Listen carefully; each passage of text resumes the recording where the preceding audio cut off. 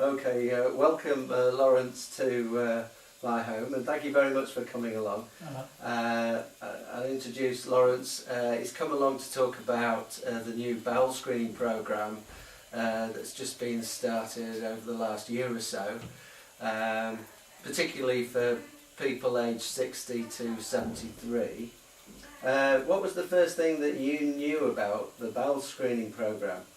There's a document pushed through the front door, saying what it was all about, and I thought to myself, well, you're 75 years old, go and get it done.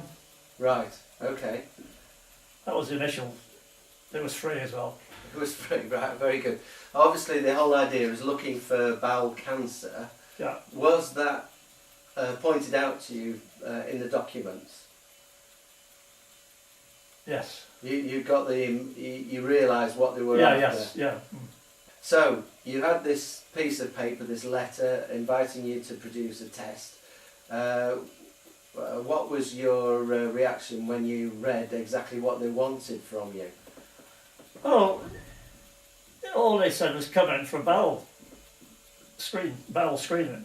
I think the first thing was they asked for something from you, didn't they? I can't remember that far back. So. Okay, well the first thing you had to do was produce a sample of your motion. Oh, yes, sorry, yes, all that. So what did you feel when you read that and they said that they wanted some of your motion? Yeah, we managed it. How did you manage that? Rubber gloves and such on a toilet, what else can you do? Well, that's it. I mean, and a jam jar, and then transfer it to their little thing afterwards. Right, okay, so you rubber gloves, sat on the toilet, jam jar, so it's a bit of a palaver then. Oh yeah, but what other way can you do it? Yeah, well this is it. Do you think if there was something in the kit that made it easier, some receptacle that you could have used, that...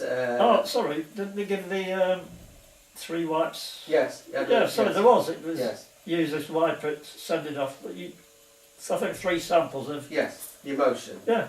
Yeah, Sorry, there's a card with 3 windows and a stick, and you have to scrape a little bit of motion onto each window. It's just getting enough to...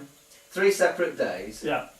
3 windows. When it's filled in, you send it off in the envelope provided. All provided, yeah. It just wraps up and it's... Yeah, there's no finger messing or anything. Yeah. But, I mean, there was a bit of messing around, let's be honest. There's bound to be, isn't there? Yes. But anyway... It didn't hurt. It didn't hurt. You didn't hear me screaming, did you? No. Okay, so... Obviously, you sent your sample off. You probably thought that was the end of it, did you? Well, it'd be nice if it was, yeah. But at the time... Well, no, I was prepared to go in for it. Once I committed myself, I was prepared to go ahead with whatever they wanted. There's nothing there. Right, okay. So, you got a letter back saying that your test result was abnormal. Can you remember how you felt when you got that letter? The abnormal bit, you mean when they found the cancer, the growth? No, the first point, when you sent your sample back, the 3 windows, you'll have had a letter back saying that your test was abnormal and that you needed to go and talk to somebody about it. Oh right, we're told to the bowel nurses in Victoria, yeah. Yeah, you went to I had an appointment with the bowel nurse. No, so she came to St Anne's actually when I went to Clifton Hospital, whatever it's called. So you went there St Anne's initially. Yeah. And then she gave me all the bits and pieces from there on. Right. I mean, can you remember about that? Did you think it was frightening or...?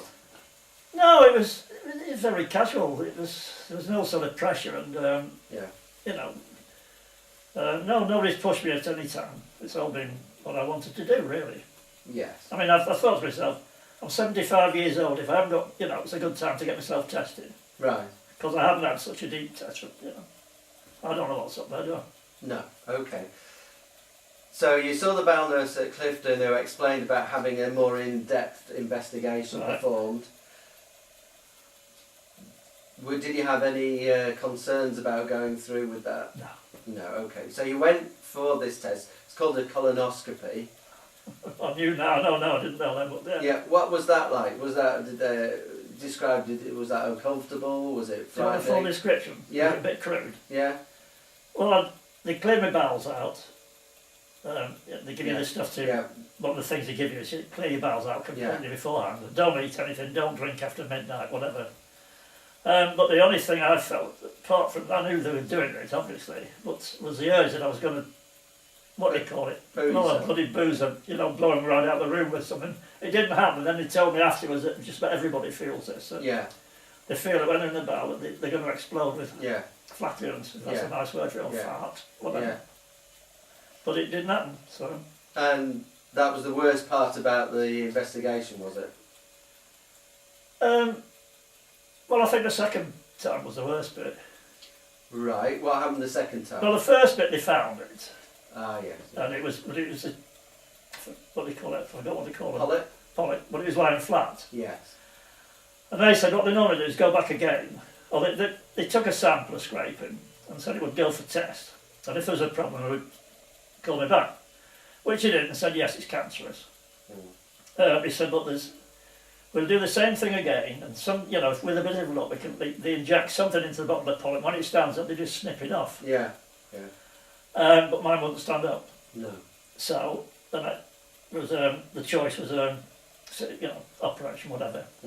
I think they'd had the usual Friday afternoon meeting Yeah. with the surgeons. Yeah. And he said, well, blah, blah, blah. He obviously assumed I was going to go for it. I didn't seem to have a lot of choice. And told me it was a 40% chance. Yeah. And I said, I don't care what the percentage is. If you say you can do it, we'll go ahead and do it. Right. You know, and if it's a gamble, it's a gamble. I've settled all my affairs. Everybody knows what's going on. I'd even left money in the pub for sandwiches if I, you know. So I just went ahead. And, So you had the operation. yeah. How did that go? Was that very painful? Was it No, didn't know anything about it.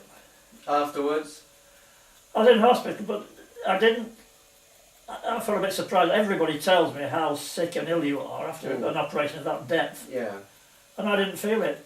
You felt okay. I was in, when he came to see me, I was in bed, you know, I was out of bed and walking around, and I used to go down for the papers every morning for the ward, you know. Very good. And eating? Were you eating fairly quickly afterwards?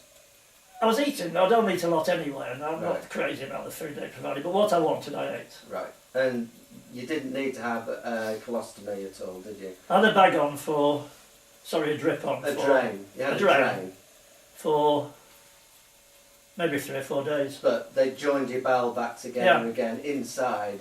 You didn't have anything on No, the there was outside. nothing there. There was only, Yeah, the only thing was this drain. Yeah, and you went to the toilet normally. Yeah. Yeah. And how long is it now since your operation? When was it? I can't remember. Just before Christmas, was it? The 17th of December was it? Yeah. November. Mid-November. Yeah, so we're about 8 weeks. It's So about 8 weeks, yeah. so And, 8 I weeks feel after, great. and you're great. And that polyp, that malignant, cancerous polyp, is no more. No, and it hadn't had time to spread either. And so it they hadn't caught had time to spread, so it will never bother you. No, the biggest boon of all was the fact it hadn't had time to spread. Yeah. You know, that was brilliant, I thought. And you, before you went for that screening test, had you any indication that you had anything wrong with your bowels? No bleeding, no pain, No, no weight loss, nothing. no. So it was just sitting there, quietly going about its evil business, and you were unaware of it. There was a lot of fear it might have grown through the skin, but the wall it hadn't. It was in the very early stages. You know, I'm clear. I'm happy. Yes. So the SAS have a motto: "Who dares wins." We've won. In The SAS has come good. in Lawrence's case, it was "Who dares lives." Yeah.